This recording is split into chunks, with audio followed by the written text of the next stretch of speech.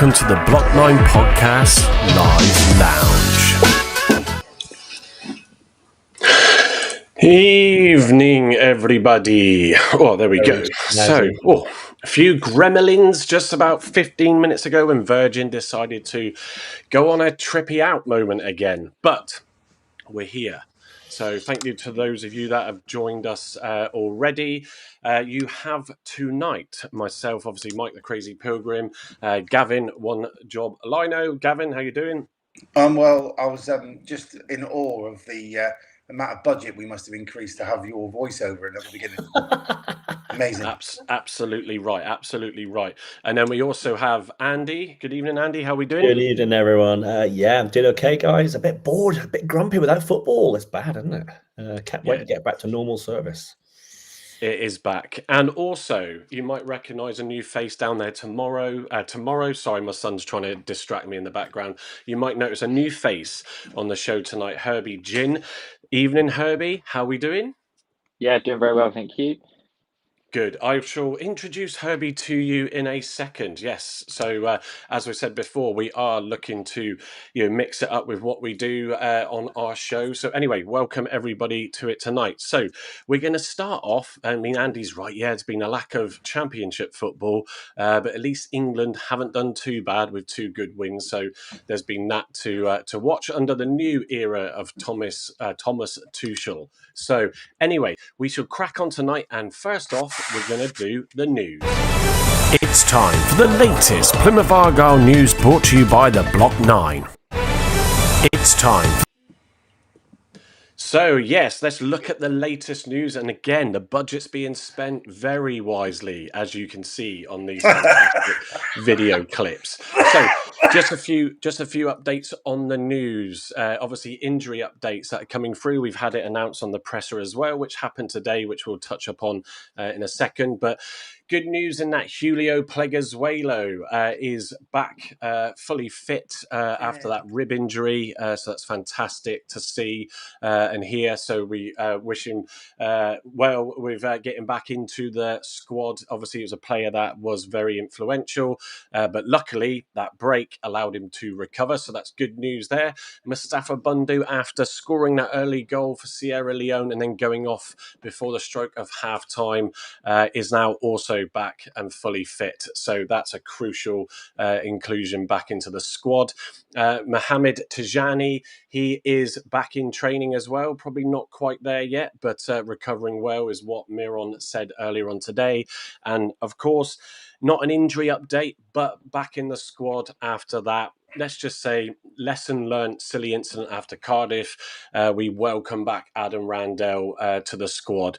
And a huge month where he's had time to rest and recuperate. So I reckon he's absolutely chomping at the bit to get back into the squad.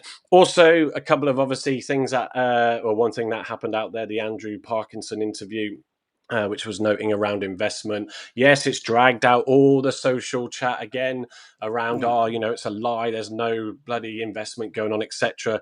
Well, if you want to learn a bit more about the investment side of things, then go to our channel and check out the live lounge we did a couple of weeks ago where Gavin presented superbly, the sort of understanding a bit more about club investment and what's involved. So go check that out after this one if you want to understand a bit more about that.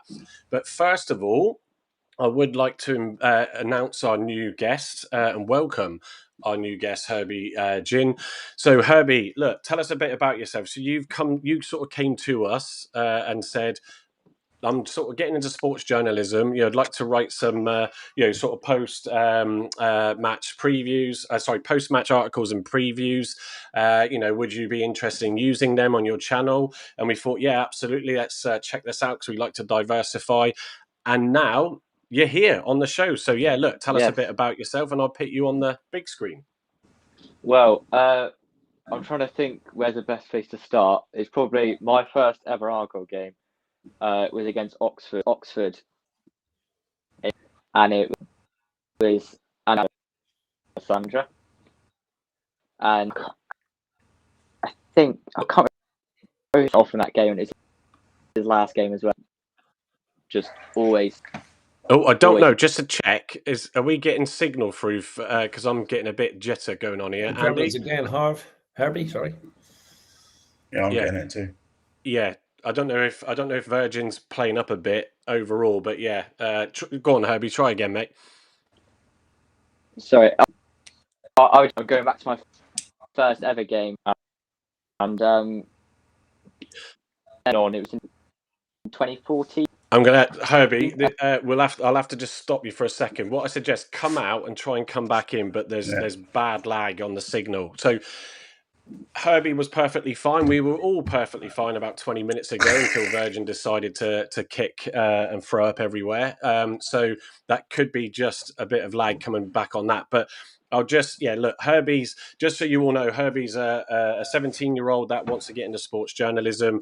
I have spoken to his dad to confirm that we're okay for him to come on the show tonight. And also we will have him, his article shared on the website, which I'll announce and show to you later. So we've got that live now. So we do welcome Herbie for that. So we'll try and get him back in a minute. But, just quickly, Gavin, how's things? How you doing? How's your past week been since we were last online? Full of running around after kids, really. So it's quite nice.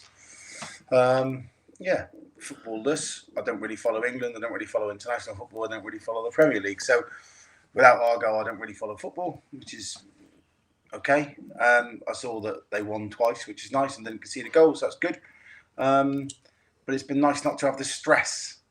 Going back to the previous Thursday's podcast about mental health, not about the stress of relying on someone kicking a ball in a goal on a Saturday to make or break your weekend. So that was nice. Yeah. Thank you. Excellent. And Andy, just as I drop Andy in, Ninja Matt, good evening. Ninja Matt watches a lot of the replays. First time, I think we've had you in live, if I recall. So evening, Matt. Nice to have you in. So go on, Andy. How's things with you? What you've been up to the past week? I've been going stir crazy, absolutely stir crazy. It's been nice because the weather's been good. I haven't had much client base at the minute. So if you're out there and you need some counselling, use the man. No, it's been really quiet. So it gets like that. Sometimes it just fluctuates. So walking the dog a lot, my favourite pastime. Yeah, and I've got out with the camera a few times. That's been really nice. So yeah, that's all I've been doing really.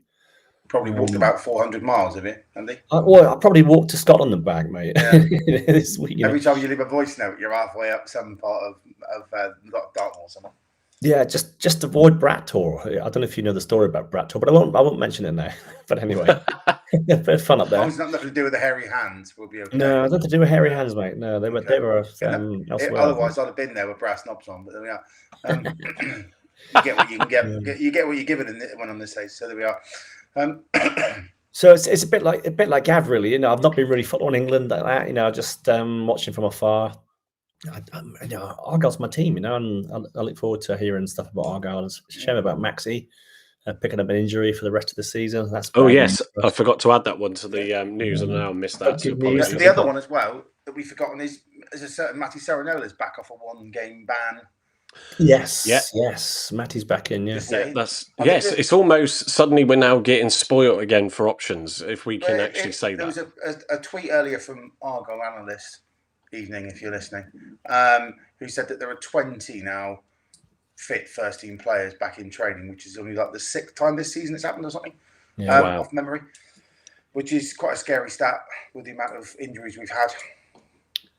Poses a headache for Mr. Muslic, doesn't it? Who did you pick? Well, it's a good headache, isn't it? Hopefully they're all chomping at the bit, wanting to either secure a contract or stay up. So.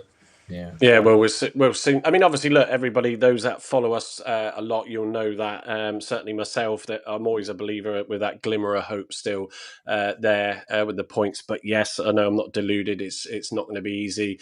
Certainly, this international break, as I said on our last show, can be sort of good for teams that are struggling and those that are on those sort of runs. It can disrupt them a little bit. So, who knows? We'll see what happens. We will touch upon Watford later, but certainly, obviously, in the presser today, gents. Obviously, they started off with Adam Randall coming back in.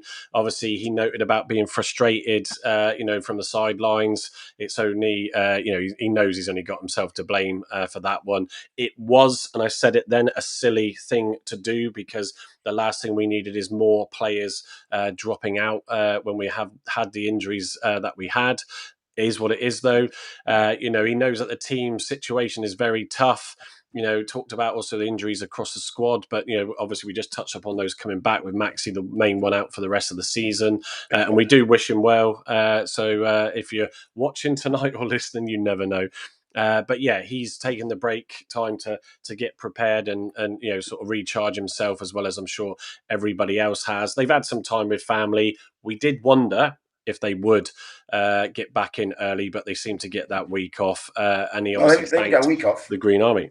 Say again, Gavin? They didn't get a week off, Mike. They trained Tuesday, Wednesday, had a game on Thursday in club game, and then took Friday, Saturday, Sunday off. We're back in Monday. So they only had 3 days off over the 3 days off. I suppose they've had only 2 extra days off, I suppose, on the cycle. Yeah. So it wasn't quite Rooney-esque where it was, I'll see you in a week, lads, don't get too pissed. It was kind of more controlled than that. Fair enough. Good to have him back, obviously available for selection, and obviously fully rested, because we highlighted he was one of those players that was used very heavily.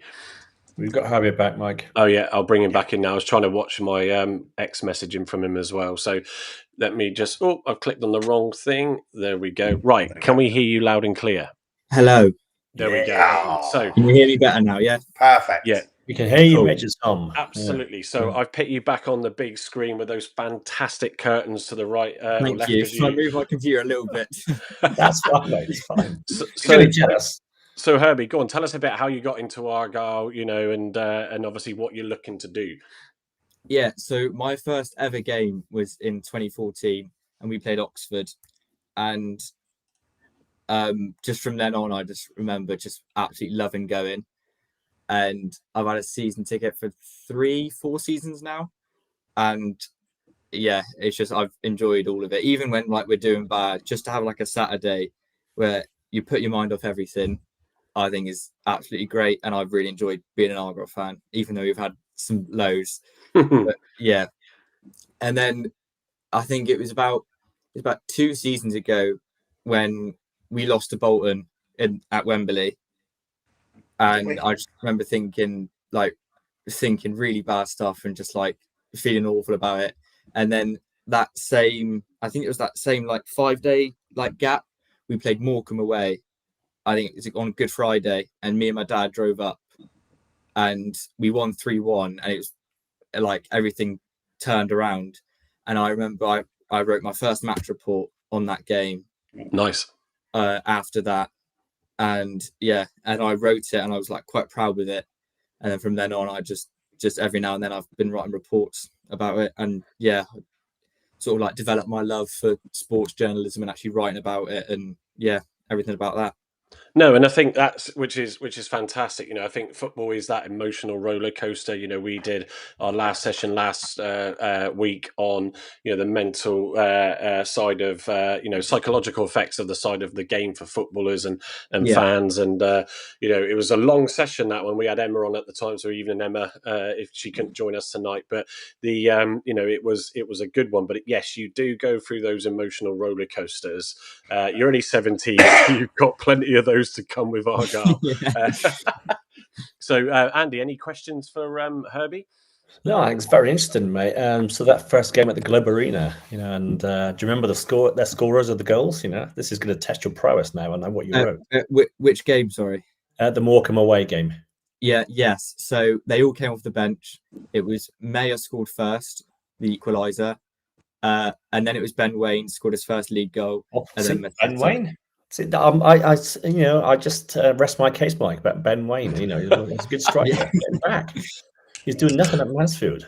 Yeah, but all three players that scored came off the bench, and it was Mayer, Matete, Wayne. Yeah. Matete as well. Okay. Yeah. Yeah, Matete. Yeah, he'd be in my team now. Matete. He'd be in my team too now too. Guaranteed yellow card as well. So you put your employees on that every week. It's great. So what did you choose sports journalism? Is that something you've always been interested in, or is that something that's just well, just not even Argyle, just like any football that's on, I will always watch it, and I do like the tactical and the mental side of football. Like I've just really endorsed myself in it. So yeah, and ever since I read that first match report, like I've been doing it every now and then. It's not something I've done to like get money or anything or as a job. I've just done it for pure fun and like enjoyment. And now, I think to make that something I want to work on is just great. Yeah, well, definitely. Well, I certainly can remember being your age. Those that didn't catch it earlier and had just joined us, Herbie is 17. I have asked his parents' permission just to clarify for anybody that wants to question it. But yeah, Herbie approached us and said, I'm sort of doing this and writing some articles. Shared them with me, and I shared it with the guys. And also helped him with some feedback and said, yeah, look, I'm just sort of building the website as well for the Block 9, so it's good to tie it into that. So we will show you that a little bit later, so you can see what we're doing there, and all that jazz. So what we're going to do is jump straight into the presentation now. Also, I can see Steve's just entered the building, so let me just bring him in as well quickly. Oh God, there we go. Evening, Steve. Evening. So we're just now, Steve, going to start on the presentation so we can get going. We definitely don't want another 2-hour marathon tonight, but we shall let it play out. So what we're doing tonight, well, sort of Gavin suggested putting this one together because there's a lot of discussion around Miron's style, and obviously he's joined us right at a difficult time. He hasn't got his squad that he would ideally obviously want, and we've seen glimpses of how his style of football can work, but a lot of comments about hoofball and it's boring, and obviously when results are poor, it's never good. So it was a good one for us to sort of bring this one into the fold, really, and actually go through some of the points that have been picked up. And so I'm going to hand over to Gavin, who will kick us off with the presentation. So Gavin, fire away. So whenever I put something together, it's always out of frustration about reading stuff online that I don't often believe is true, or it frustrates me.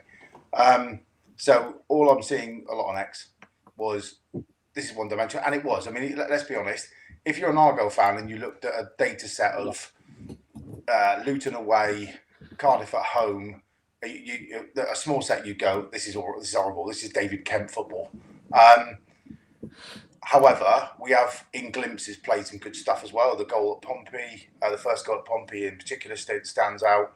And we have played what I would call more Miron ball. So I probably ended up being 4.5 hours in the end. I need to get a life. Trawling YouTube and trawling Cercle Brugge's YouTube channel and others, just to find out for myself if there was anything more than lumping the ball from 2 6'9" giants up to someone who's equally of size the other end, feed off the scraps and try and score. Luckily, I think there is for us. So we spent a lot of time looking at that, looking at different patterns of play, and there seems to be patterns of how they score goals at Cercle Brugge. So I think the whole point of tonight, to summarise before I start, is whatever league we play in next year, and let's just say it's League One, to be a pessimist, to keep Bradders happy, if nothing else, and a couple others. I think you'll see a different style of football, and actually looking at some of the players they had in the 10s in particular and the 8s, people like Beidou and El Hadj, I think, will come into their own next year. You'll get more time on the ball in League One. You won't be so intense League One. I think our press in the final third will be far more effective, etc. So yes, it was is it going to be lump ball next year? Are we going to be me up in the stands seeing more of the ball at eye level than anyone else, or is there more to it than this? And that's what made me start to go through a lot of pre-footage from 2022 to 2024, which is when he got the tin tack in December, and look at certain games. Some games where they lost quite heavily, some games where they won very easily, and some games where they were under pressure. And actually watched a lot of the Bruges derbies, which were really interesting too, because they're obviously high intensity, big crowds, very ferocious, a bit like us and Exeter. So that's where it all started, I suppose. Yeah, it's a good thing, because everybody can pass comments, on Miron, can't they, Gav, and just sort of go, this what have they gone and recruited here? And when emotions are high, it makes people want to question it and challenge it a bit more. But unless you go away and do your own research, which is what what Gavin's done, but obviously what the the recruitment team would have done, and we might have found that that golden nugget out there, that diamond in the rough, So hopefully, with this, then we'll show you some of those sort of positive points that you can look forward to seeing at the start of the new season in the Championship. I think as well, if you just look at some of the stats, which will come in a couple of slides' time, you'll see why he was recruited just on his stats alone. So going back to recent challenges, we say around our chief executive and our chairman around why we recruited Wayne Rooney. Well, it was all about the data. Well, clearly it wasn't about the data in terms of him winning football matches because he hadn't won many. Maybe it was about other stuff, and I think that was more of an emotive decision around his passion to want the job and to blah blah blah. With Miron, he has clearly taken a side that struggled, that leaked a lot of goals.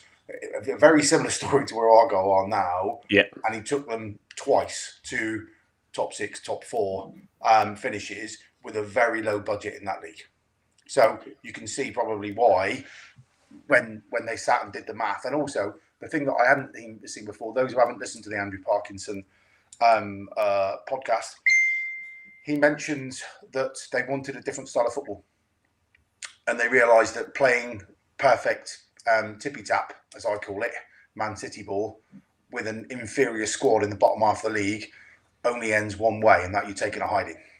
So actually, let's make less mistakes in front of our own box and get the ball at the pitch far further, far quicker, where if we make mistakes up there, it's less likely for you to concede a goal.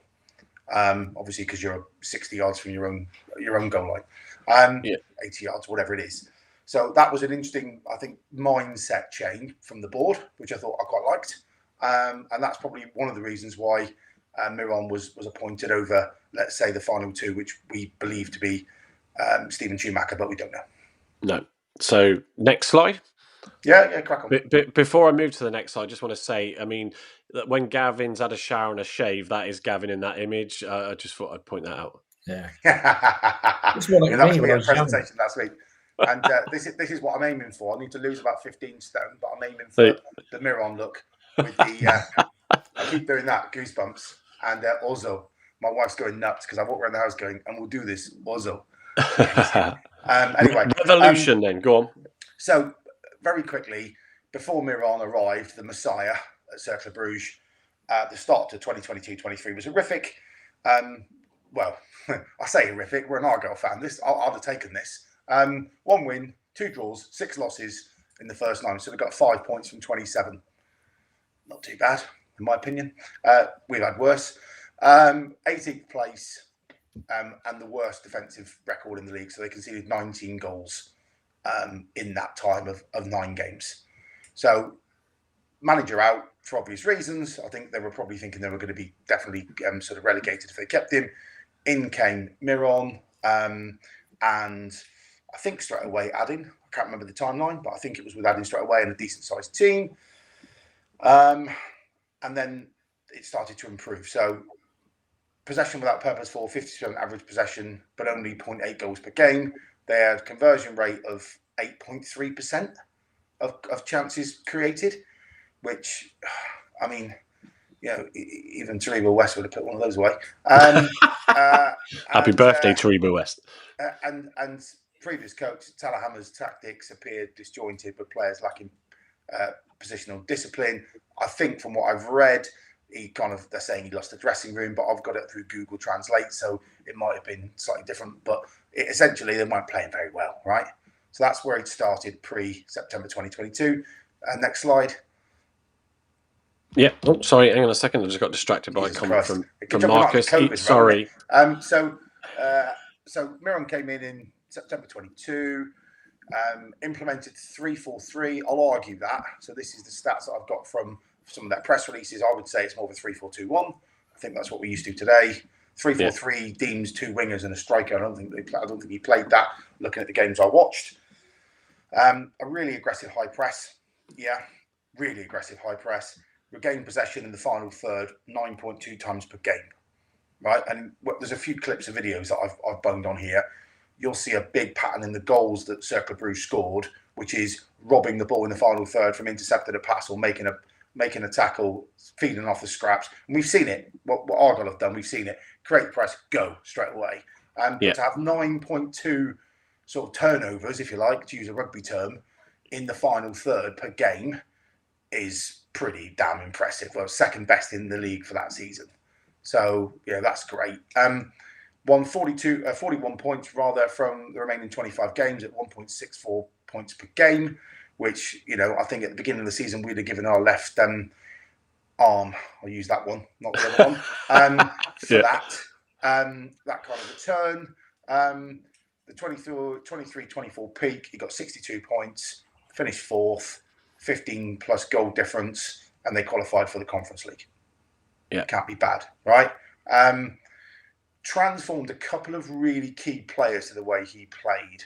So one is a guy called Kevin Denke, who played 9 or 10, big, strong, quick, eye for goal, very direct, a bit Bundu-esque actually, I have to say. And also had Ada, right, if I can pronounce his name properly, who went in for his first season and then sold him for €9 million to Feyenoord, €9 million to Feyenoord. So again, you can see why when he's talking through his little CV highlights, Mr.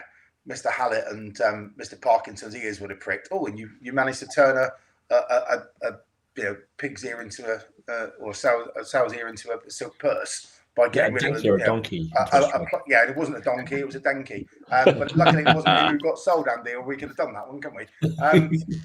But Ada got sold for £9 million. I don't think when they picked him up, he was a fringe player and not a very good player in the squad, and clearly got into him and made him a bit, I suppose, again, a bit like what he's done with Hardy and what he's done with up top with Bundu,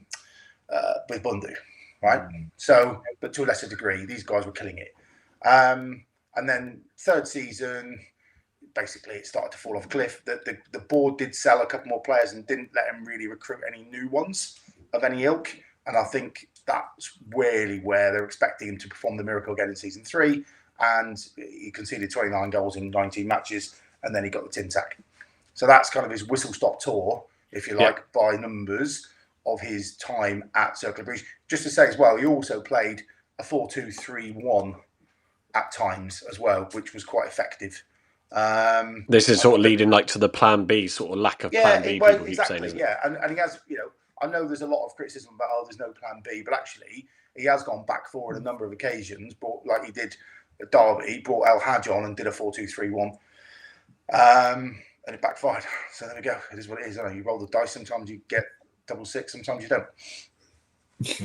Yeah, but I think just to bring some of the guys in, Hobie, I want to come to you. But yeah, sort of obviously there's an interesting, Gavin and I were sort of looking at this when we were pulling some numbers, and we were saying, look, we've got to show how he took a team and where they were when he came in to where he got them to be. And then that, as Gavin's last point, there sort of says before his departure, he lost, sort of a key, defender, and suddenly, that upset the balance, and obviously other things going on. But we have to be patient with this. We're not a club, are we, that aim to, I know it might look ridiculous over the past season, 2 seasons, but we don't generally want to sack people. And so hopefully they can see what Gavin's going to put across the day, and that will lead us into a good direction, whatever league that's in. Yeah, I think also as well, it's lost on people that Muslic he's invested in a squad that is full of Rooney's players, that, want to play perfect football, want to play this sort of like really attractive brand of football.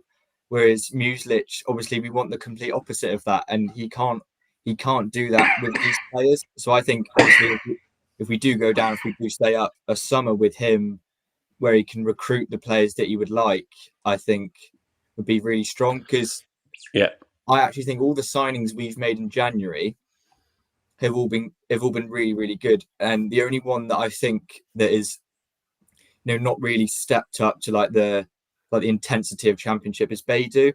And Beidou was a Rooney transfer. He was going to come in the summer from Rooney, and he's come in January, and he's not the style of football that Muslic wants. But all the other signings he has are, bit like Boateng and Katic and Maxi and all these like big brute players, and he's improved them, and we're playing a certain way that he wants to. Yeah, I think that's Marcus's comment, even if Marcus is in the comments tonight rather than in the show. But yeah, exactly that point, isn't it? The question is, if Miron came in earlier, would he have recruited Beidou and Al-Haj, because Muslic likes the quick, aggressive players. And this is just the nature of it. I said it before, for those that have just joined us tonight, welcome. But, who have said, why did the club sign Beidou? That deal was pretty much done at the end of last summer. We just couldn't get him in time. It is what it is. You take the risk. That was the plan. Then it's not what we want now. I'd like to rebut that a little bit. Go on. So we'll see some video, and again, this is from a man who's spent a lot of time in front of a computer. Funny enough, watching football for a change. Take of that what you will. Evening, Alex. And I think actually, so if you play Beidou in an 8 position, I think he suits the Miron Cercle Brugge style of football really well. Yeah, fair enough. Okay, so he's quick. He's get on the ball. If you look at not what he's done since he's been at Argo, because I think it's minimal, but he's come from one to another, isn't he? So let's be candid about it. Well, he hasn't had his off season yet, and he's probably getting that now, fellas.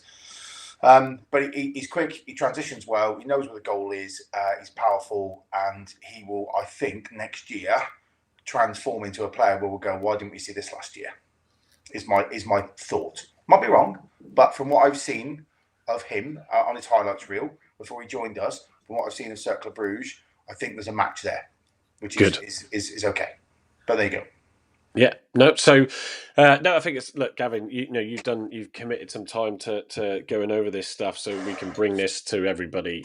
And not all of us. Gavin's certainly not got his feet up, folks. So, we want to bring you, some really useful insights. This is not us just throwing a few slides together and some fantastic artwork, as you can see there from the AI bots. This is to try and give you that insight. So, this slide here, then, Gavin, Cercle Brugge's performance timeline. Talk us through this. Yeah, so very quickly, really. So it's just a season overview from 19 to 24, really, to when Muslic got the tin tack. So I'll just do it very quickly. So COVID has been, season 19-20 has been over a COVID season. So finished 14th with 23 points, but they played 29 matches, so it's just under a point a game. 2021, doors reopen. They were in a relegation playoff spot. Okay. They retained the Pro League status after winning the playoffs, which I imagine was quite stressful. This is all pre-Miron. 21-22, finished 10th. Mid-table finish under, I can't even pronounce his name, Yves van der Heug. I think you need to have my chesty cough to say that one properly. No playoffs because there's 18 teams. 22-23, which is what I alluded to a minute ago. 8th finish, 50 points off 34 games. Muslic took over after 9 games, so really exported them up the league. And I think with a bottom quartile budget as well, so he's outperformed his league position by 12, maybe 13 places, which is pretty damn good in any league. I think if it had been the Championship, it would be like a miracle. But, it is what it is. 23-24, finished 4th, which is their best ever finish. 47 points. 34 regular matches, best finish in over a decade, and then they qualified for the UEFA, not Champions League, but the UEFA Cup in old terms. And then 24-25, as we finished, they sort of started badly, but again, the squad was kind of ripped apart. The spine of the squad or the team was kind of ripped apart over the summer, and didn't really replace. I think they were looking to sort of farm some money. And obviously Miron, being the head coach that he is, took the fall for that, and then he ended up here. So just a bit of a timeline, really, of this is a club that's not had. It's not like Man United, where Cercle Brugge, where they did really, really well. They've had a couple of off seasons. He comes back and now pours the sort of sprinkly fairy dust over it and they get back to former glories. This is very much a squad that's been, the ugly side of their division for a long time, and under his tutorship, playing a certain way, which we'll come to in a minute, got them some good results for 2 seasons, which is, they outperformed their historic position, which is, a really great thing. Yeah, I mean, just Andy, a quick one for you before we skip to the next slide, and also I'll pick up Matt's comment, which is also valid. But yeah, I mean, it's not a bad CV overall, is it? It's quite impressive, isn't it? He's taken them on, isn't he? So that 2022 season, 23, 50 points, 8th, and then following season did even better, getting them to the highest position they've ever been. So fantastic. I think he can do it for us.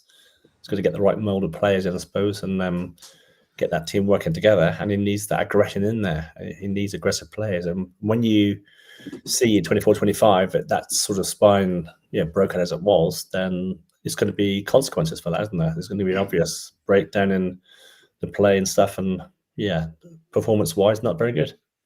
No, absolutely. And with the wonderful random American football style graphic on the right. So the high press, it's been talked about a lot. We saw it immediately when he came in his first game, which you could quite clearly see. I was with Gavin in his seat up in the Mayflower that time, and you could see it was just like trying to do too much straight away. But we have seen some really good glimpses of it, and you noted at the start, Gavin, about some of the wasteful chances they've had. We have had some very good chances that we then didn't take against. Wednesday stands out like a sore thumb as well in recent games. So get those bits right and we'll be all right. So aggressive pressing, I think it's really hard on it when you're trying to go from tippy tap to aggressive press. All the players here is aggressive press, and they were off like a dog out of a trap following the hound at Dagenham. On their own, and I think we said this at the time on the pod, like rugby, if you're going to go, you all go together and you aggressively press together, because if you go on a dog leg, you play through in a heartbeat and they're down the other end of the pitch and they score and you look idiotic. And I think in the first couple of games, just thinking about, the people like Masi Serenolo, who's like a Labrador puppy bouncing around, with all the enthusiasm in the world, he was off like a hare, wasn't he? Bang, duh, duh, duh, and he's made to look daft at times because no one went with him. I remember watching an Argyle TV preview where Matty Sonora was there, and he kind of alluded to that. He said, "Look, when he first came in, it was aggressive press, and we were all like running out like Usain Bolt." He said, "Now you can hear it on the pitch. You can hear his training repetition in your ear of, if you're going to go, you've got to go together. You've got to be 4 meters apart. There's got to be, it's all but like the wolf pack mentality of Saracens rugby, to use another code, many moons ago, where you'd have 3 people over the ball very quickly to try and win it back or get a penalty. They're doing the same. They're going in pods. And if you look at, I'll shout out to Aaron Cusack, actually, I think is probably the best thing to ever happen to Argyle TV, full stop. Sorry, Charlie Price. But he's magnificent. And a bit fanboy him because he just sees the game in a way I'd love to be able to view, but he's a qualified coach and I'm not. Yeah.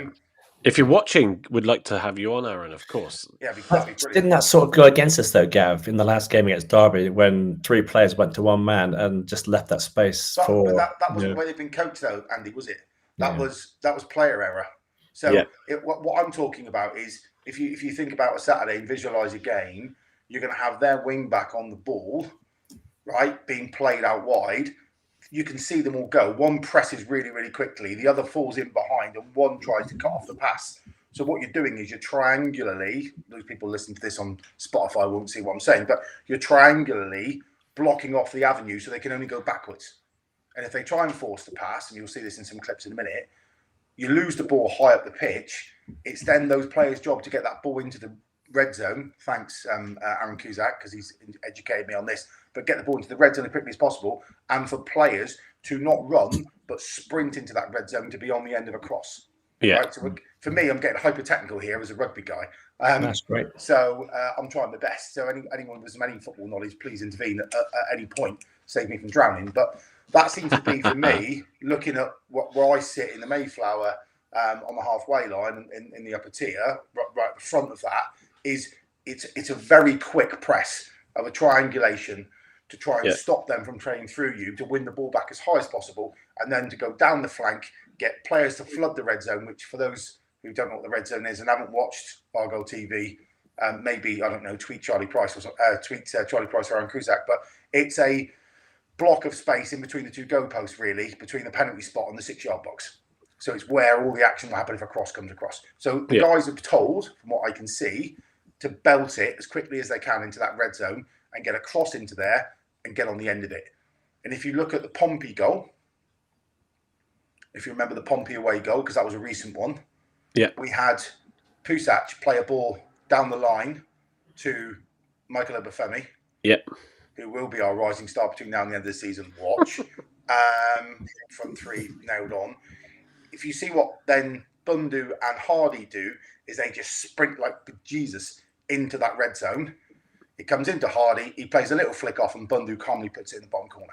Yeah, because Gavin, how many times as well recently, even in recent seasons, have we seen where we get so quick with the ball playing it through, but then there's no one getting into that box quick enough, when the ball comes in, and then we're like, well, what a waste of a ball in. Whereas exactly what we're trying to do now, or Miron's trying to do now, as you brilliantly explained, is wanting them to sprint like hell to get in there, and really, get those quality balls in and those movements, so you're there to be on the receiving end of them. And I think it's we've had a disjointed front line, and we haven't had a settled front line forever, because it's been Wright and Bundu and Hardy, and then Hardy's been injured, and we go to Charlie. So there's never been fluidity there.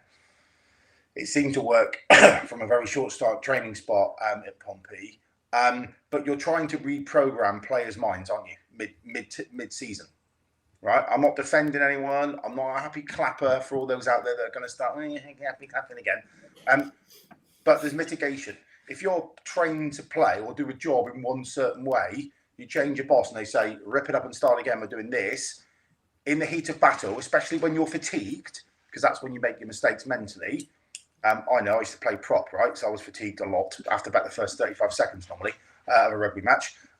You make mistakes. That's what you do. So therefore, you go to your comfort zone when you're fatigued. Early in the game, you might not. And that's where I think Miron's had to change repetition after repetition after repetition on the training ground of, we win the ball high up, we go down the channels, we get it into the red zone, and by God, you guys have got to be in that red zone to put the ball away. The end. Yeah, and actually, I think sort of just for the listeners, I'm conscious of those that do listen back on this. So the slide at the moment on the high press, and point 1, the aggressive press. Point 2, the direct transitions. Point 3, the width utilization, and point 4 with the advanced crossing. The crossing, which we've definitely seen some improvements on, but we have to also remind everybody that there's only been 2 7-day breaks prior to this international break where Miron's had with the club, where there hasn't been a Tuesday or a Saturday game. And then we had the fanfare of the FA Cup tie as well as a distraction, which, in hindsight, yes, might be proven as one of those things that we didn't want. But to experience it at City, that will always live in the memory. So it's very much a case of, get through this, however we get through it, to the end of the season, wherever we end up, it's then working on these 4 points, isn't it, Gavin, to try and see us then see that new Argyle under Miron. Yeah, and it was touched on today with Chris Errington in the pod, and Herbie, I think you need to be on Chris Errington's toes here, because he's about at retirement age, right, or near as damn it. 5-6 years time, you can be slotting into the Errington spot. But he had a really good question today about Bundu in the press conference, saying, his contract runs out in June, mate. What are you doing about it? And thanks, Ninja. I love the rugby analogies too, because it's the only thing I understand. So just for reference, he said, Bundu's been important to you, isn't he? Yes, great. Are you re-signing him? Well, we're doing everything we can. I think he will be intrinsic next year, no matter what league we play in, probably League One. You play that front wide, Hardy, Bundu through the middle with another. Maybe a new recruit, I don't know, or maybe El Hadj, or maybe Beidou, whoever it's going to be. I think that will be highly effective on that sort of quick transition, high press, get the ball across, get in the red zone, score. It sounds really simple, and when we watch some of the goals in a minute on some of the clips I've clipped up, it looks bloody simple. and I will caveat that the Cercle Brugge league, it doesn't seem to be as intense on the press and as competitive as the Championship, because obviously they're top league. But even still, you just see time and time again, get the ball back, get down the line, get it in the red zone, score. If they train that 1,000 times, they're going to start doing it in their sleep, aren't they? Yeah, and I think, we'll sort of. Am I going to the next slide now? Slide, yeah, fine. Yeah. So this is where we'll come on to the goal highlights. So I'm going to have to switch screen. So just give me a second because this is on a screen share. I think sometimes you can overcomplicate things. See it in day to day, work and all that sort of stuff, and you have to sometimes just sit back and say, just keep it simple. Just keep it simple. Kiss. And keep it simple, stupid. Yeah, exactly. What, you're calling me stupid? Yeah, absolutely. That is sometimes what it's about. So there's no, I haven't clipped these with audio, because we don't really need to hear the foreign commentary. But Gavin, tell me when you want me to pause, and I'll do my best to keep up with that. So this is just for those in listen audio. There's a season review. I think we can link it up on the socials and in the website on this one. But carry on and run a few games through. So this is all the goals of the season. Right, match day 2. This is. It's a 3-minute video. Yeah. Match day 4, 1-1-0. So this is just a flavour of some of the goals that they score. That was a tapping on the line. I'd be really savage if that was me. But again, fast transition in the red zone, score. Right, and you'll see 12th now. You see, this is just like a 3-minute overview of the whole league.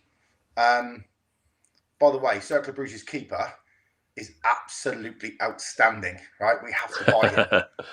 There you go. 1-2, back of the net, done. So just a point here for those watching. How many lump balls have we had? Well, go on. No, not many. Well. Right? How many balls have gone from the centre half to the D, knockdown score like Wimbledon 94? There's none so far. I've watched every goal that's been online of Cercle Brugge. I haven't seen one. Hardy's volley against Pompey, if it had gone in, would have been close to that. Yeah. What I've done is I've just paused it on this bit here purely because you can see. There's 2 defenders and there's 3 Cercle Brugge players, all in that what you would say the red zone or near enough. That guy in the red zone. The striker, the player there scores it, but there's 2 players there ready to take the rebound. Yeah. So 8th now. Again, we're crawling at the league. The league position doesn't really matter. It's just a standard goal. So there you go. Cross, red zone, score. So that goal there, if you'll just pause it 1 sec. The previous goal, that was, so I remember watching this game, that was nicking the ball just over the halfway line in the opponent's half. This one. This one. Go back a wee bit. Yeah, and there we go. Yeah. So this ball's come down the line, across the box and into the back of the net from a really quick press, which is fantastic, right? Yeah, absolutely big 4-2 win that game. Yeah, which is why I've done. So there's a header. Actually, it was a double header. So there we go. But this is nearly every goal, right? They score in the season. Still haven't seen a lump ball up yet, have you? There you go. Fast transition, win the ball back. This is a great goal, by the way. Look, 4 defenders around him. Absolutely have a stinker here, but. So there's our mate Kev, and there we go, tap in the box from a wide angle. That's a corner. Fine, great set piece goal, 4-0 win. Look, happy fans, happy Miron, lovely press release. So you can flick it on through this. Yeah, I'm going to see that. Again, look how many players are in the box. 1, 2, 3, 4, 5, 6, 7. 1, 2, 3, 4, 5.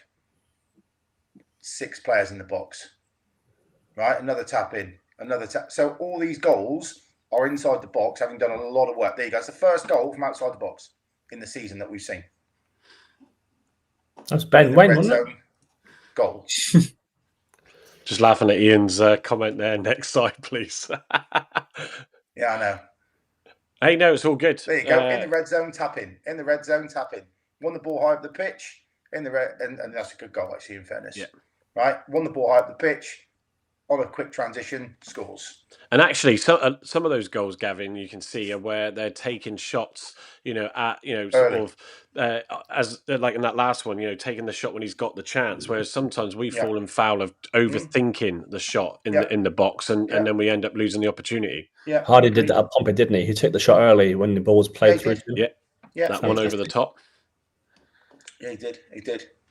So you probably fast forward through this. There isn't much left. No, you can see the signs of it though, can't you? You can see what we're trying to do. You can finish on there. So for just for the audio listeners and anyone who fell asleep then and made a cup of tea, a lot of the goals in that season, the 23-24, were high press up the pitch, either cross into the red zone and score, or transitioning really quickly, taking early chances to beat the keepers. Some of the keepers weren't in great nick, I have to say, right? Some of the saves were quite weak.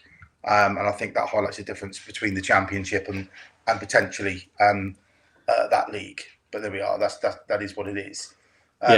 Evening PP, just to say hi. What level do you think the Belgium league is compared to the Championship? I'd say probably the top 5 or 6 would probably sit bottom quartile, mid-table in the Champ. The bottom half is probably like the top end of League One. From what I've seen, again, you only see extended highlights, right? So the next few clips, guys, are essentially, and girls, essentially are. Yeah, I mean, this is a sort of area that would benefit someone like Michael Beattie, who gets the ball to feet and in the box and bang. Correct. People on X who all go like Larry the Lamb and follow each other. It's just hoofball, isn't it? Yeah, you can see there, it's just hoofball. Now, I know then the rebuttal is going to be, but Argyle's been hoofball. Yeah, you're right. A lot of it has. But what I'm saying is, when we brought Miron in, it wasn't to play David Kemp football, was it? So at the moment, he's just trying to get the ball the other end of the pitch as quickly as possible, pick up the scraps and try and score. If you can get a team that's well drilled, well coached by his team, which he's brought with him, and get some people like Beidou, and can you imagine El Hadj playing in a game like that? Oh. Beidou in a game like that, you're like, oh, thank you very much. Yeah, it's really good stuff. Is this the next one, Mike, is it? Yeah, it is, yeah. Okay, so Cercle Brugge are in white. Look, they've won the ball back out of the pitch. Guess what happens now? Go down the tram line, right? Gets into the red zone, and guess what happens? They score. Yeah. Funny that, isn't it?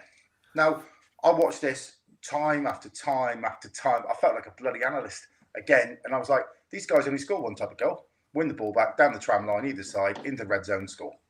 That's what you want, no? Well, there's a replay. Goal.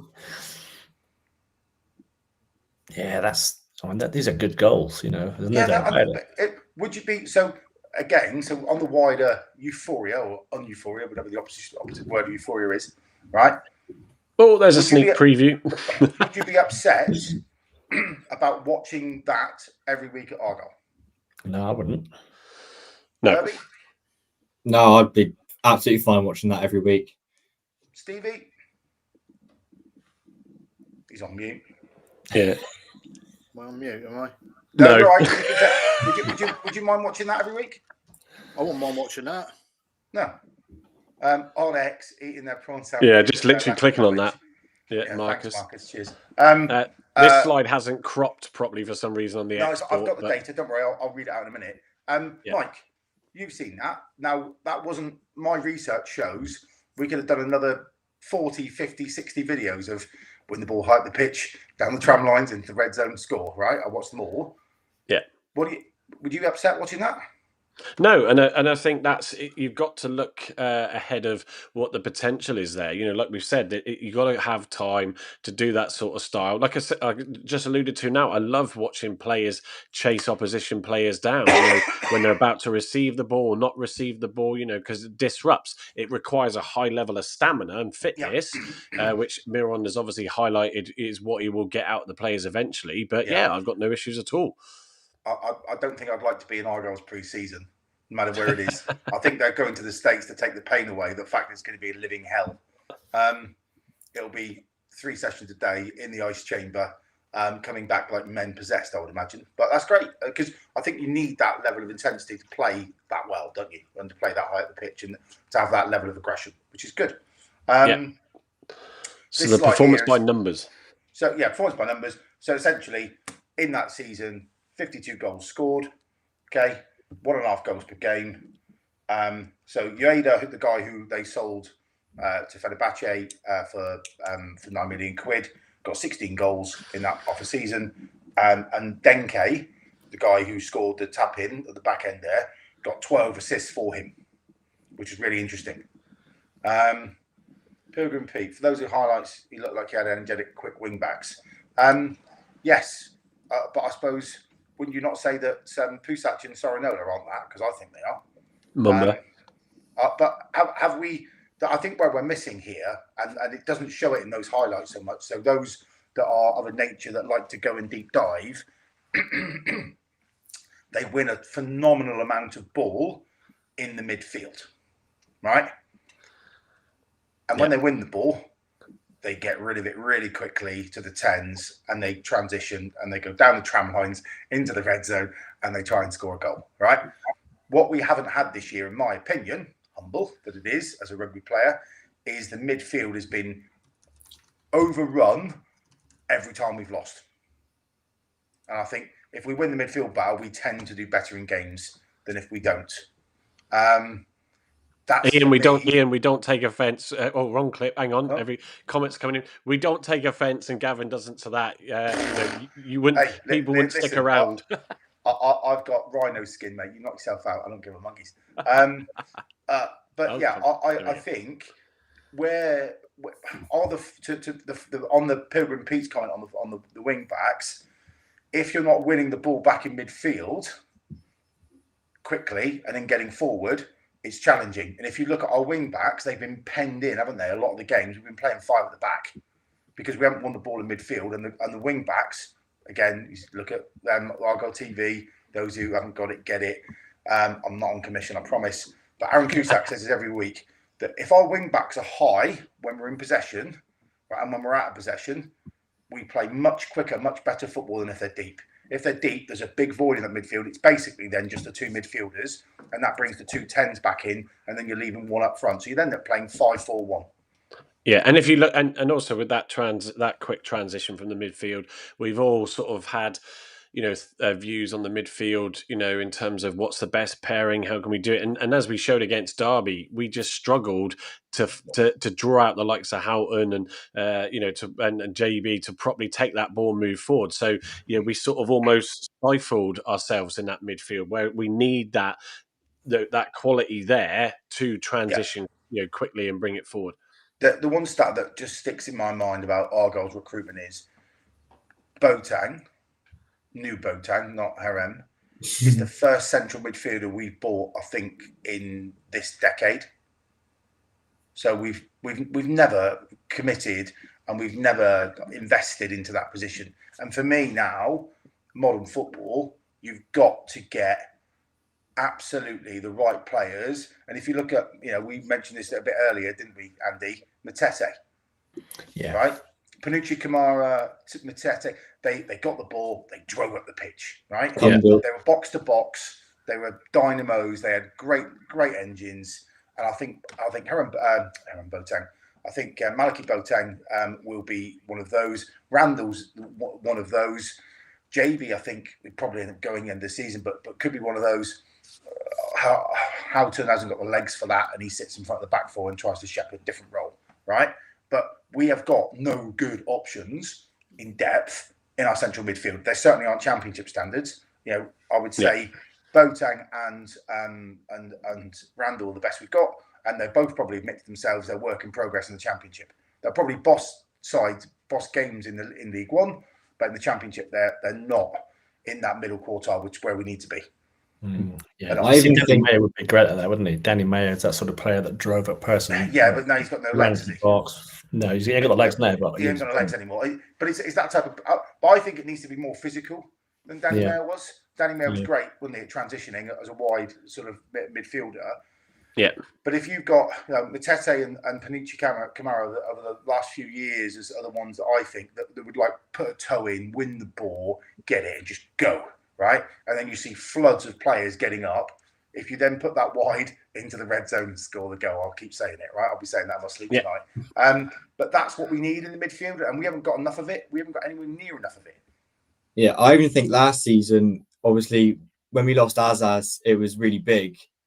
But I think Kundal was also just as big as a miss for us, because then when we played them that season and Stoke beat us 3-0, Kundal absolutely ran the show, and he would just pick up the ball and he just spray it wide, spray it through the middle, and he was probably just as big as a miss as Azaz was, as Shuey was, as Kesler Hayden was. So yeah, I think a midfielder was sort of the downfall of our season last season. Yeah. What was the young lad from Spurs as well? Devine. Yeah, Alfie Devine. I think Alfie Devine this year in our squad, because he was box to box, he was driving the ball up, he was confident on the ball. I think he'd have done wonders this year. Yeah. But obviously we didn't have him back. He's playing in Belgium actually, ironically now, in the Belgium league. But there we are. It is what it is. What's that? So Ninja Match has said Francis for Cercle looked a player, and the guy we tried to get, Zeldkovic, if I got that right, looked amazing. Maybe this summer transfer. Absolutely. But I mean, it's whether they want to come and play League One football. But if the salaries are there, and I think if you look at, I'm not that we're going to be at Birmingham, we're going to be anywhere near their budget. We're not going to spend 30-odd million quid in the window. For the probably 30% of that would be lovely. But if you're going to go into that league with a top four, top six budget, with a very good likelihood of coming back up and bully sides, people will then come knowing they're going to get a career promotion under their belt as well on their CV. So it's Jimmy D and the team have got their work out this summer to make sure we've got a team that can play the football that we've just seen to get us back up. Yeah, assuming that we go down, of course, and that's a big assumption, but. At the moment, it looks like it. The one thing I will say is, come Saturday, and we'll probably do our sort of preview at the end of this, but I think they're going to come out now with like free hit mentality. Because what else you got to lose? Yeah, that's what we said the other day, Gavin, wasn't it? It's exactly almost. Right. So, anyway, you can flick on to the next slide. Well, I'm just going to just a little bit of a pause there so you can catch your breath, Gavin, as well. But guys, just want to welcome everybody that's joined us tonight. Look, we enjoy bringing these sort of presentations and hopefully informative information. There's a lot that goes into these shows. We want to, our Thursday live lounge, we want to bring you this different angle of things. And obviously, while we had the international break, coming into the resignment of a lot of people that we are going down, just not me at the minute though, we wanted to then take you through about what we can look forward to, whatever happens next season. Give us a like and a follow. We are streaming to our YouTube channel at Block 9 Podcast, as well as our X accounts, also to mine. We've all got our individual accounts, so please go on there and get it. I have got our website launched to show you, and our merchandise shop is live now too, which we'll come on to after this. But yes, thank you all for joining us tonight, and those that have put the comments in, and some regulars in there as well, which is great.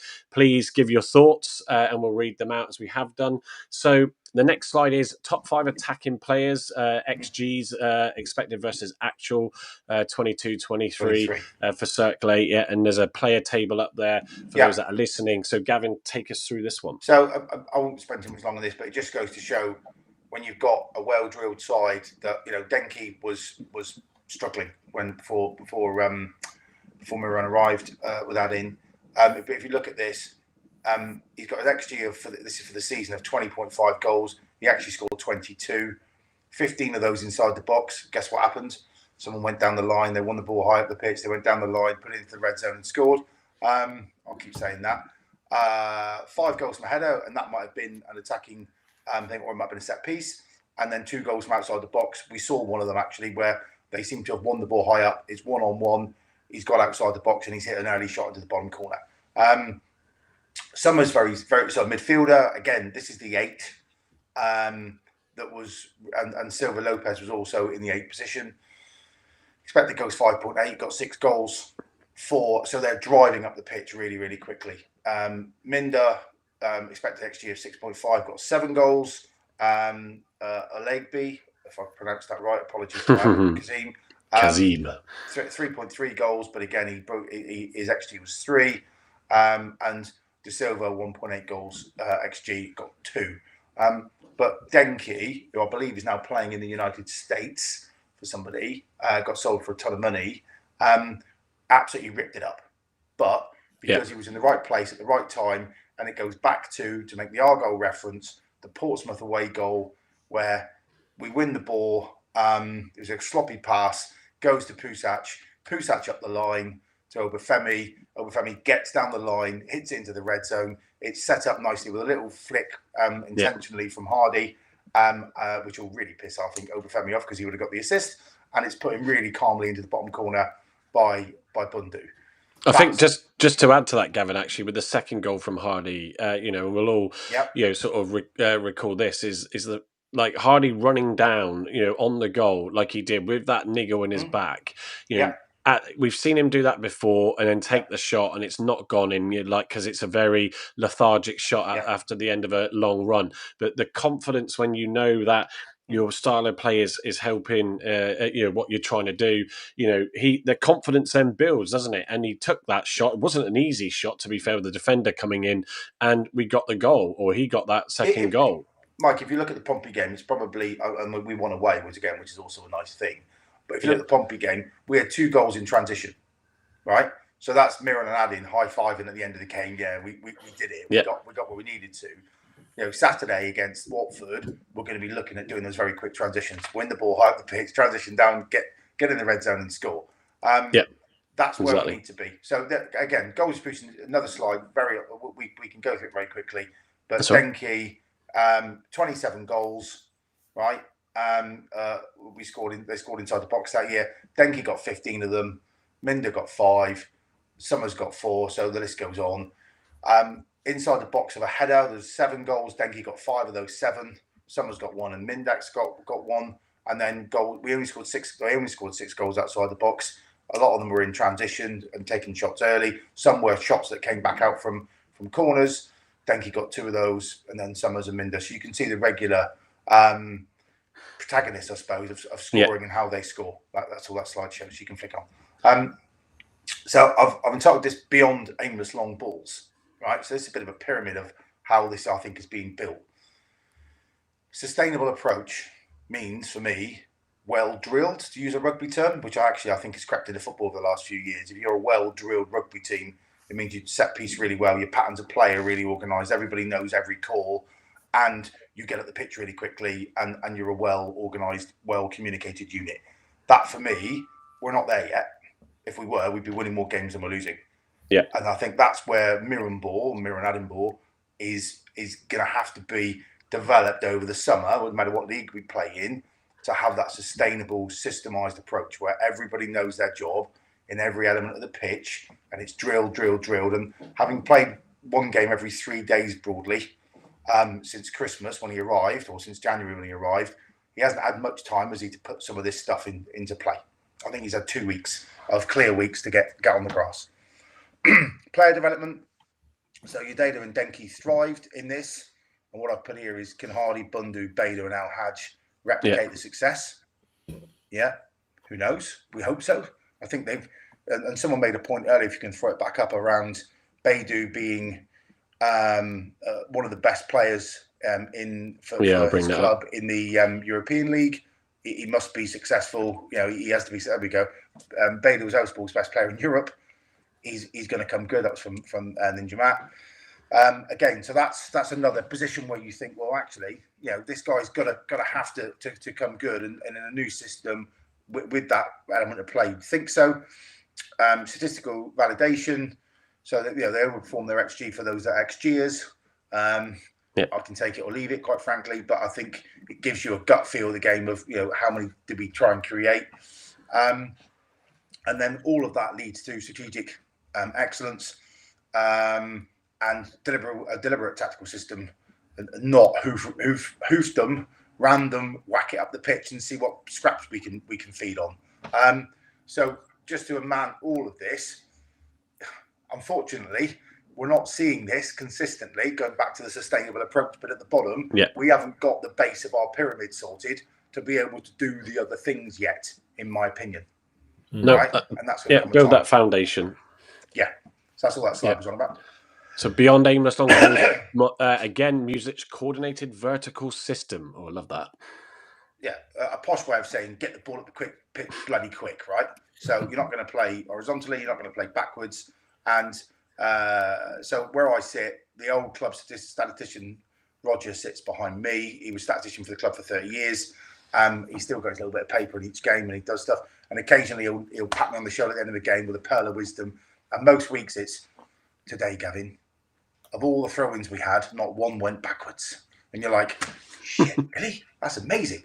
And then Sunday morning, you're up, with the kids thinking, I'm going to prove him wrong. And you watch the game back on 1.5 times on Argo TV. And guess what?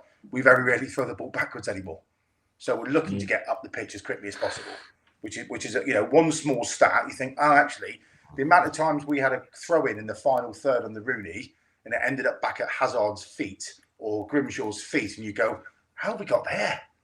It's possession for possession's sake. Utilising Cornell Zooks as well has been vital, isn't it? Oh, absolutely. Oh, those long throw-ins, and having the players to get on the end of them. Yeah. Well, again, set piece coach. Yeah, I love that. Oh, we got a set piece coach. Why aren't we scoring higher for a set piece? He's only been here 5 minutes. Yeah, but you can see the difference already, can't you? Well, yeah, you can. So, comparative analysis of Cercle Brugge against Argyle, I just thought it'd be really interesting to see. I know there's a really small data set. There's 3 seasons pretty much of Cercle Brugge, and there's 4 months of Argyle broadly.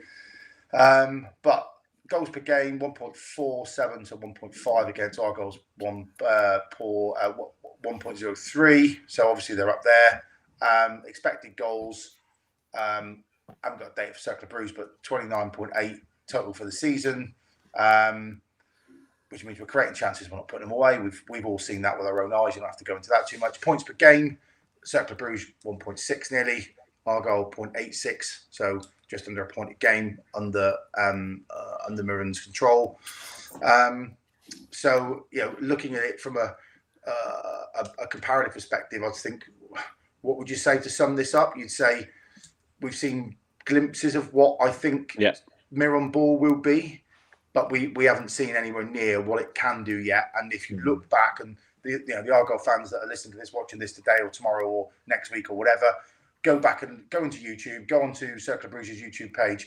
There are hundreds of videos there. If you scroll down a bit to Miron's time in tenure, you can start doing what I did, which is just picking up small 2-3 minute videos in your spare time when you're on the Kazi or whatever, and you can start to see some of those patterns of play, and then you'll go, is that Argyle? No. Okay, we've got to give the guy a fair chance to actually get his team drilled and B, some better players in certain positions to be able to execute that plan. The end. Yeah. So hang on, little round of applause. Again, thank you for that, Gavin.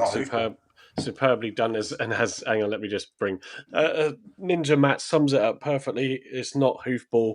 So look, no, really appreciate that. We sort of, Gavin did the bulk of that. I added some bits to it, but that's predominantly all Gavin. And like I said at the start of this, and Gavin alluded to there, it is taking the time. Not everybody's got it. Gavin, like I said, is certainly not putting his feet up all the time, but he's sort of gone, right, I'm going to go away and look at this, and understand it a bit more. When we announced Miron, we did a segment on our live about him as well, and we pulled up some stats. Yes, you can see there we use some AI stuff, and we help pull the content together so we can try and visualize and summarize it to you very well. But we talked about these sort of things then that we can look forward to. We've got to give him his pre-season. He's got to get his players. The end of the season will be the who stays, who goes sort of live session. But at the end of the day, it's about just getting us through where we can. We'll see some of those good transitions. We'll have another, sort of bad spells throughout, I'm sure, still anyway. But hopefully that did give you some insights. Andy, any final thoughts from you on that presentation? No, just very useful to see. Again, thanks, Gav. It's a brilliant presentation, and just seeing that, certainly those clips, I can see what sort of Miron's trying to do with Argyle, but it's going to take a while for him to implement that to his current team, who have a mixture of good passing players and aggressive players. So he's got to get those right players in the right places at the right time in that red zone. Yeah, definitely. We've seen that against Millwall, and I think there's more to come. So yeah, thanks for that, Gav. It's fantastic, mate. But one thing I'll just ask, Mike, of our listeners, is when we are all having these interesting debates on X and Facebook Live. What's it called? Free chat on Facebook, etc. Maybe worth just maybe clipping up a couple of these things and say, I've done a little bit of research. You might have listened to me tonight. You might have done it on your own. You might have seen someone in work tomorrow that says, have a look at this. But I think it's really worth enriching the conversation on social media, so all the sheep don't follow the it's shit hoofball and Simon Hallett's made another mistake by recruiting another shit manager who's out of his depth. Yeah, well, Steve, I'm going to come to you next for your final thoughts on the presentation. But yes, you've certainly been, sort of touting, and some people just don't want to accept it. That's fine, But at the end of the day, it is a case of watching things at the end of the day and to get a proper rounded understanding. Absolutely, it's about learning how he plays, how the transition, obviously the different systems that he can play. And he hasn't got the personnel there to play the way he wants to play at the moment. No, you pulled this up from an interview from 2024, didn't you? Where he said, he had a number of backroom staff, and this is hopefully where if this sporting director comes in, will help structure and build that for him. I think they had 10 coaches or 10 staff, obviously, whether it's coaching, scouting, etc., in his team. Yeah, so it's and that's that does come. You need the readies to be able to pay for that. So it's not something. How many do we have now, Mike? We can't be that far away from that, surely, with all the analysts and everyone else. But I don't know, Gavin, is the simple answer to that. I actually had a good look at the wall that leads you up down the corridor outside the lounge of all the portrait pictures of all the team members. Yeah, and there's it's not far off that, in fairness, but it's still building his that around the right. It's changing the culture, isn't it? And that doesn't take 2 minutes. No, cultural, no, absolutely not. So Herbie, obviously it's for those that have just joined us as well. Just add Herbie. You might obviously recognise us, myself, Andy, Gavin, and Steve as regulars. But Herbie has joined us tonight because he is a 17-year-old teenager that's getting into sports journalism. I'm going to clarify my disclaimer again. I have spoken to his dad, so it's everything's good on there. But he's wanting to get into sports journalism, so he contacted us about. Seeing if we would like to use his match articles for pre and post match, and we had a look at that and went, yeah, absolutely, want to help Herbie sort of develop in that area he wants to get into. So that's Herbie you've got tonight. So Herbie, give us your summarised thoughts on the presentation. Well, yeah, I think it's just quite nice to see it as not as black and white. I think football, like us, like Argo fans especially, we can be very reactionary to results as well, and to see a presentation like that and to see that it's not all black and white, and to see the truth behind it of what Muslic actually wants to do to what he's actually doing. I think it's quite good to see. Yeah. Yeah, absolutely. Everything's always about patience, but the problem is we all desperately, of course, want to stay in this league. But it's not an easy challenge for anybody coming into it. So, I'm gonna run my little news VT leading into this next segment. So, many hours. It's time for the latest Plymouth Argyle news, brought to you by the Block 9. So not so much Plymouth Argyle news. We bring you the quality show production, or I try to, and bring embarrassment to my fellow panelists. So we do now, as you can see, have our website live. Actually, I'm in edit mode as well. As you can see, I've got my WordPress settings up there, but we do have the website. So this is the block9.co.uk. So you can go to that and check it out. I'll come to this game in a second, but this is a work in progress. But effectively, we'll post up our latest videos there that link to our YouTube channel. We publish on Acast, but that does broadcast to all podcast platforms. But you can get to those and listen to all those episodes on there. And here's the bit that Herbie has contributed to, and will be contributing to. So the match articles. So I'll just click on that, and you can see there Herbie has then given his thoughts about the game on Saturday. So this is before knowing what the injury situations were, other than obviously, as it's noted here, the loss of Maxim Talavirov, which is a gutting to say the least, but we wish him well. So please go on and check that out. So Herbie, the Block 9 podcast's very own football match reporter. There we go. We do also have he struggles to be able to get on the shows because of shifts, a bit like Carl, but Harvey England, for those of you that will know him off YouTube, will be on some of these shows and is aiming to give us a little bit of commentary and feedback that we share on the socials when he goes away to games. Go check out his channel as well on YouTube. Also on here, we've got the store. So this is an Etsy store that I've set up, and you can see all our mugs, excuse the pun, on the site there.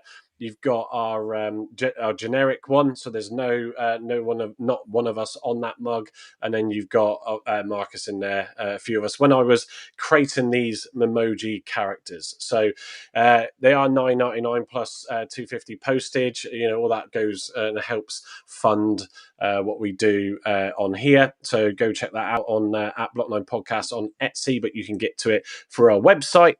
And I thought, what a better way to launch the website, as we want to do more and grow more of what we're doing, then putting a bit of a game in there.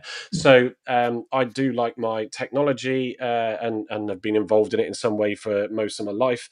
So I've created a game thanks to the help of AI called Championship Shootout. Now, before I start this, we do have two people that have been going at this to keep themselves at the top of the score leaderboard, and that is Carl and Andy.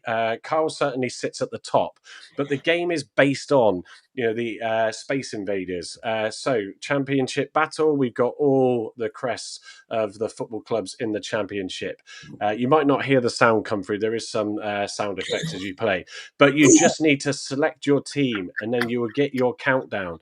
And using your left and right arrows on your keyboard, you need to try and shoot footballs, all in a dynamite, at the opposition, drop them off the screen, and then as you perform, and don't forget your Block 9 bonus, you will then go through and level up and level up. I'll see if I can just die. Well, actually, I might get through, but rather than spend forever. So I lost that. So Plymouth Argyle, better luck next time. I'll put my name in. It does store the scores. You can see Carl, and actually he achieved that in quite a quick time. 3,400. He made it easy for him. That's what it was. Well, I did tone it down a little bit because it was pretty aggressive.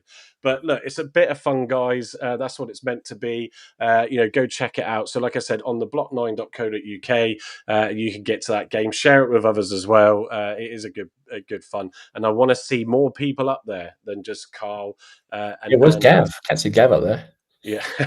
Well, he's too busy doing this quality presentation, Andy. He is, to be fair. I've got 2 girls, a business, and lots of watching Cercle Brugge to get through. I haven't got time. And as I said in our chat, my last game was a ZX Spectrum Plus 2. That shows how much I like playing computers. Absolutely. So there you go. Block9.co.uk finally got it live. Finally got the merchandise live for those that have been asking. And Ben, if you're watching tonight, then he's one of them. Carl was saying, there we go. Look, the Phil Collins mug is referring to Andy. So it's quite funny in there. And obviously, Carl's wanting to show off about the fact that he's top of the leaderboard. So please get on there and knock him off. Not for long, Bernard. Yeah, exactly. So coming on to, we'll wrap up. We've been on for a decent hour and 20, give or take. So we do appreciate those of you that have all stuck with us. Can we have a version? Oh, hang on, let me pick this up. Can we have a version where they are all exit?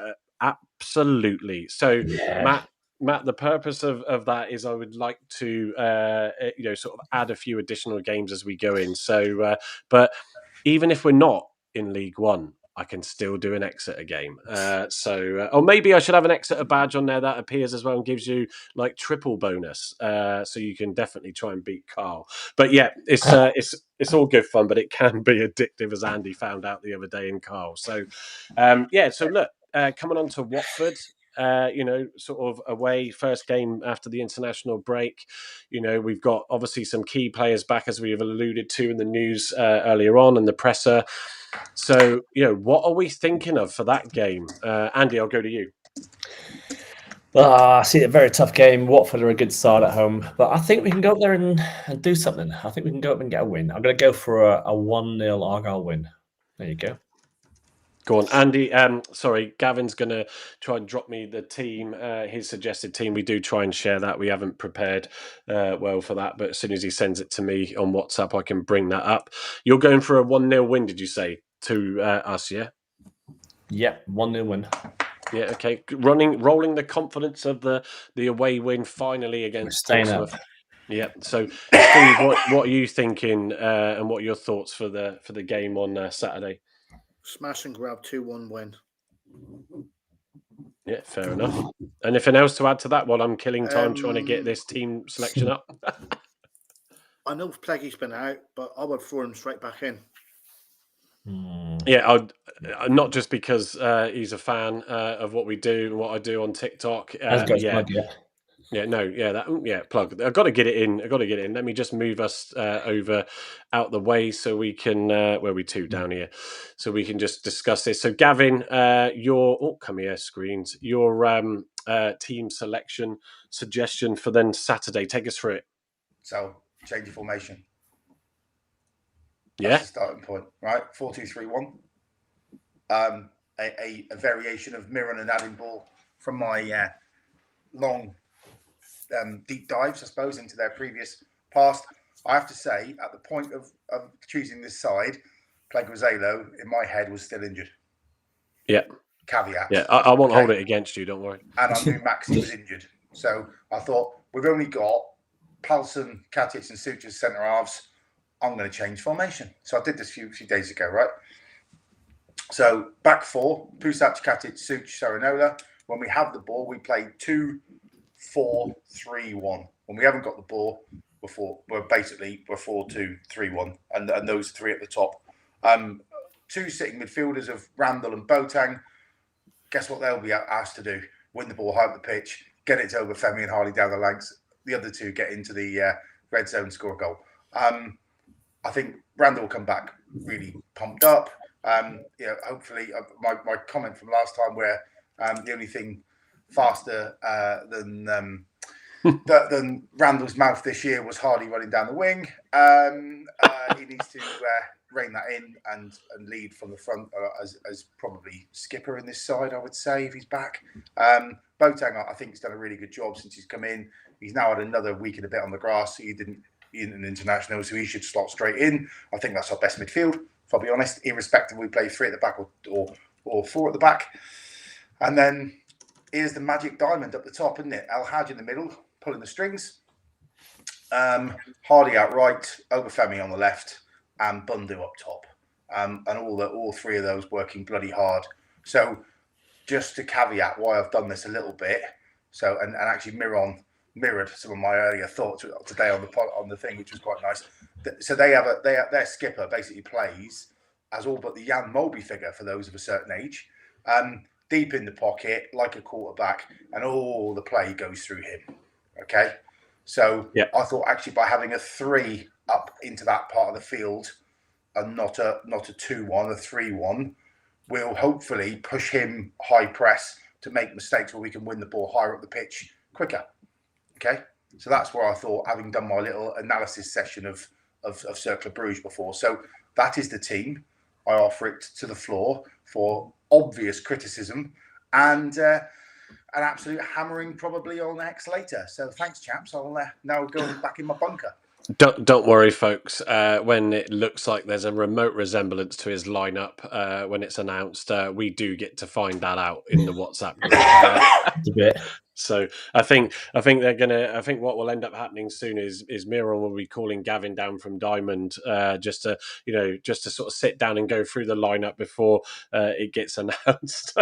So Yeah, I mean, Herbie, let's go to you on that. What would you change? Obviously, Gavin's noted the players that he wasn't expecting back, but how would you view what he's picked there? No, to be fair, that's probably what I would pick as well. The only thing is, I would try and get it. It obviously depends how the game goes. If it's 0-0, we're chasing, and and we've not been, and Watford not been all over us, and we're still in the game. I do think Callum Wright off the bench is someone that we replace with Al-Haj quite quickly, only because I feel like every time I watch Callum Wright, he does run a lot, and the press he does is relentless. Yeah, and I think great. Al-Haj, I think Wright is probably better than Al-Haj in that sense. But however, if you want to play him as a number 10, technical ability, I'd rather have Al-Haj than Wright. Definitely.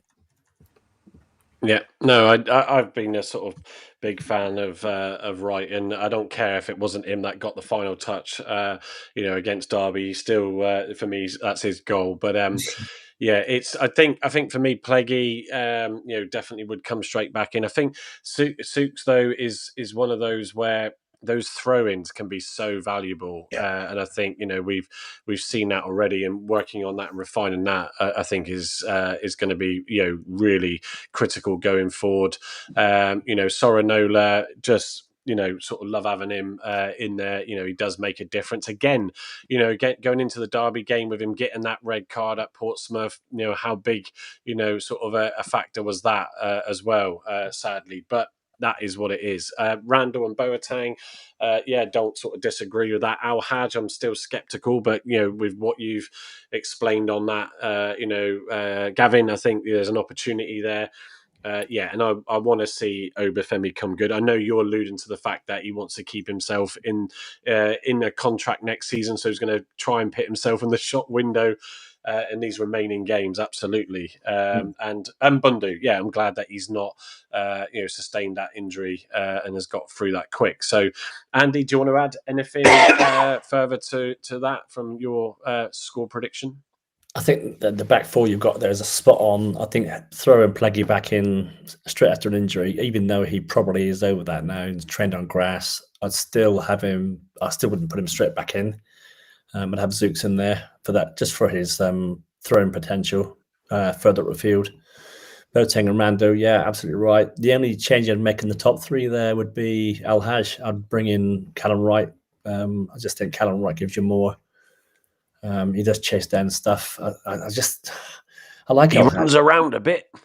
He just comes around a little bit lazy sometimes, Al-Haj, and not sort of in the game. Style of player. 50 games without a goal. He's a good player. He's a great player. But games without a goal. I still stand by what I said on the pod a few weeks ago about our dear friend Callum Wright, who's got the best set curtains just south of Bristol. I think, sorry, Herbie's got the best set of curtains. Well, okay. I'll say the second best set of curtains.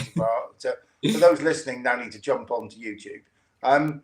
But he is, to go back to what I said a few weeks ago, he is the best foundation builder in the business, right? He'll take you for dinner. He'll take you to the cinema. You'll have a walk hands. You'll go picnics in the park.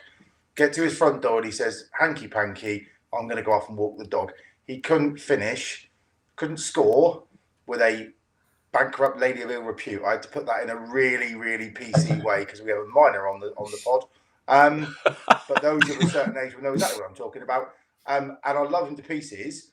And I can see, Andy, why you put him in the side. But he is devoid of quality at this level. League One, he's fine. But if you're going to have someone to pull the strings and open balls up for Obafemi, Hardy and Bundu, I don't think it's Callum Wright. He's a workhorse and he'll win the ball back for you, but then he'll lose it again. Or if you've seen it plenty of times where the cross has been average or it's been overhit or underhit and you go, oh. So that's why I think you've got to stick with Al-Haj. And in that middle, he'll be, in my team, he'll be told to patrol that middle channel and get up and down and put pressure on their quarterback. It's whether he'll do it or not, whether he's got the presence to do it. I don't think he's got the presence. Who knows? Bundu up front, absolutely spot on with that. Hardy, Obafemi on the left and right, spot on. Yeah, no, and I don't know what you mean, Gav. Clarify from Ninja Matt. I think I'll my DM him later on yeah, don't worry. he's got his biggest fan Matt in tonight. No, it's all good. Really appreciate the banter because we don't want to be boring for sure. So bring it on. I think that the point I will just make on Callum Wright is, it was a player that really struggled a lot this season again, and sort of wasn't in the squad around getting around the fringes, and obviously under Foster got sidelined big time. But I think sort of since Rooney sort of disappeared and he's come back in and like we've said before, like more so though in the case of Soranola and Pleggy, they've really taken that and gone out fighting for it. And I think for Callum Wright, it's the person who sits next to me said, John said, Seb Coe, I think he referred to, he said he runs around a lot, it doesn't make him a good footballer, but it's one of those things where depending on who stays and who goes, and I know Petey, I just want to bring it up, did bring this question up earlier in the chat. It's not for this show in terms of his question was a quick question. Which players do you think have improved this season? Obviously, I've noted, well, there's 3 I've noted there in happenstance, but we will do that as a session. We're going to probably do a part series at the end of the season where we break down the season as we all try and fill the time for the new one. But yeah, for me, it's all open, and it could be something where under the right sort of pre-season, could really come good. But when everybody is on form, it brings out the best, like it did for Obafemi leading up to that goal against Portsmouth. Steve, anything to add now you've seen the lineup? Or did I ask you that? I'm trying to remember now. I said Pleggy will go straight back in. That's it, yeah. I'll probably would go with the 3 still. Back 3, yeah. I think Miron will as well. I'll be honest. It's not Miron's team, it's my team. But yeah, I think Miron will stay with the back 3. It's not yours, it's mine. I just wouldn't risk Pleggy at the moment. So just I'll have them in midfield, and I would have Hardy, Bundu, and Obafemi up front. Yeah, and what was your score prediction, Steve? 2-1 to Argo. 2-1. Gavin, what are you going with your score prediction?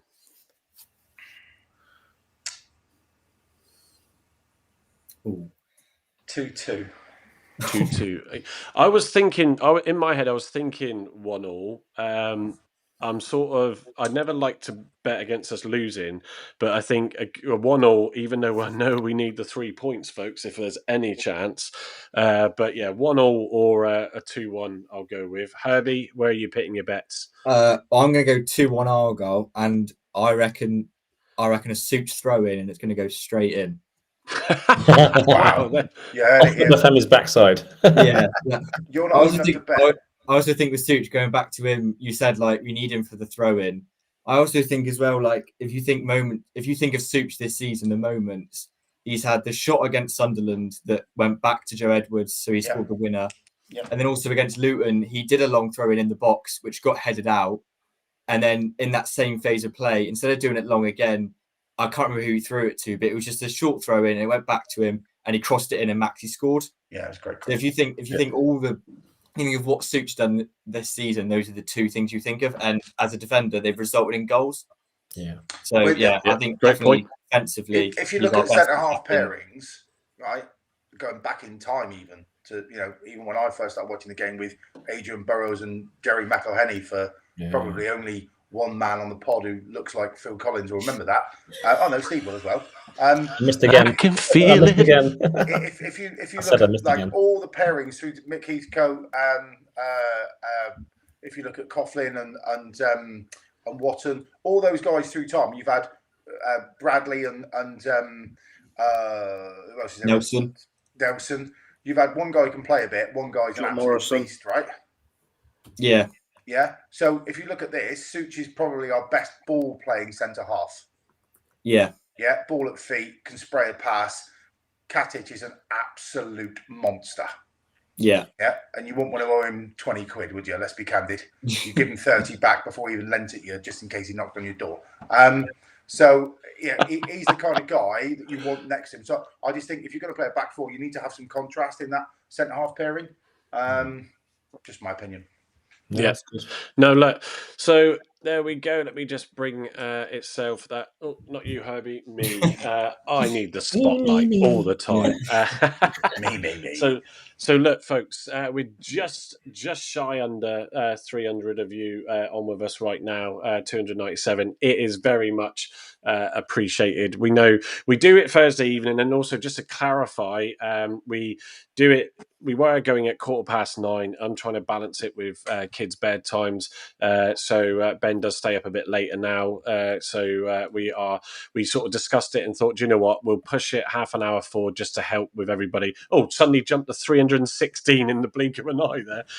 So this will be our new time now. So 9:15 every Thursday. You might get a presentation one week, you might not for a couple of weeks. Obviously, they take time to do, and we want to make sure that we don't just bring you stuff for the sake of bringing you stuff. As we're now back into these games, there'll be further discussion. We have a Sunday show at 6:30, which does do the post-match analysis, and the Thursday we will try and pick out a topic or just have a general chill out, and it might only be for an hour. It's a more relaxed approach. Like I said, we've got some ideas to bring you towards the end of the season as well. There's no point in trying to rehash seasons so far and all this stuff right now and this time where we're at.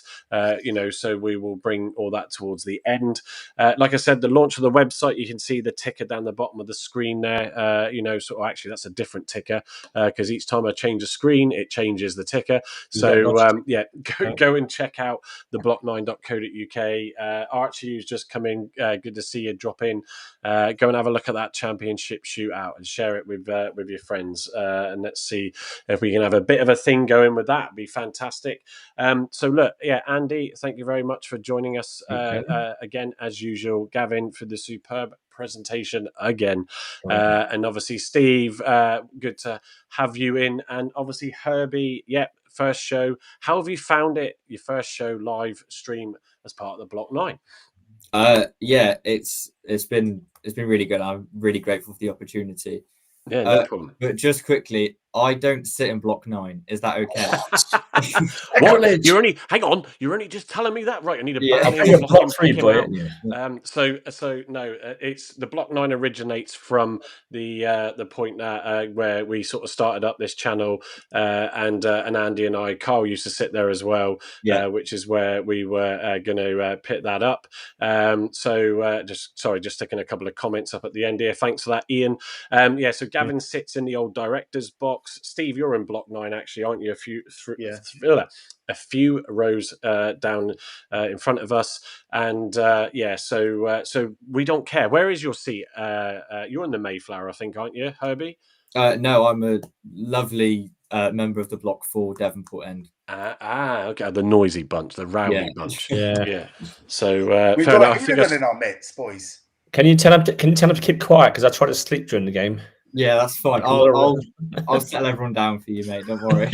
That wretched drummer keeps banging his drum as well. Yeah. It spoils my prawn sandwiches, I can vouch they are definitely not prawn sandwiches. And the sticky buns. Yes, as Andy has got, if I remove and he ducks out the way for a brief second, the Block 9 ice bun behind him there. So no, Herbie, look forward to that. And guys, like I said, on the block9.co.uk, we will also tweet them out. You will see Herbie's articles, preview and post match. So look, what is the time? It's 10:30. So as Ninja Matt has just said on there, to end actually a really good show tonight, lads. Well done to all. Lovely to listen to a positive podcast. Well, when we start playing again, it might not be. But no, appreciate the comments. Like I said, go and find us, like and subscribe.